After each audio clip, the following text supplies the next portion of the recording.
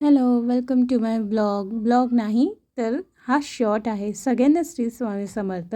So माझ्या फेसवरती तुम्ही बघू शकता किती ग्लो आणि किती जास्त आनंद होता, कारण की मी माझ्या फेवरेट प्लेसवरती आली होती, म्हणजेच मंदिर.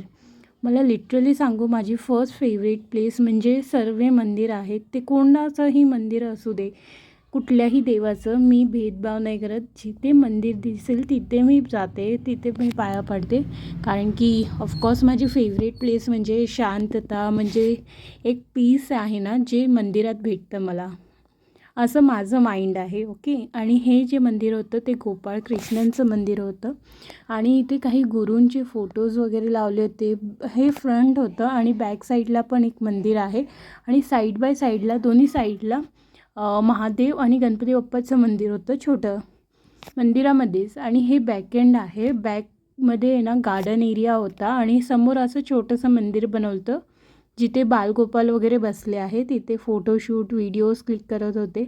मम्मी पप्पांनीही फोटो क्लिक केले आणि इथे मंथन ब्लॉग काढत होता त्याच्या व्हिडिओसाठी. आणि इथे आहे जे समोर, आय डोंट नो की ह्या देवांना नाव म्हणजे काय आहे, पण बालगोपालच असं मी म्हणेन.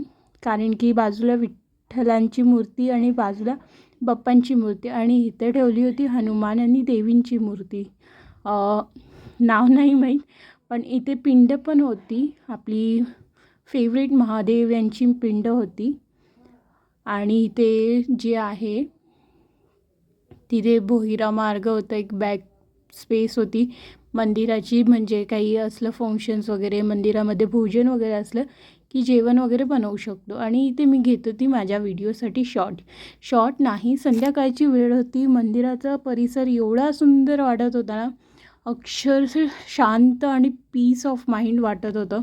सिरियसली हे बघा photo. And thank you for watching.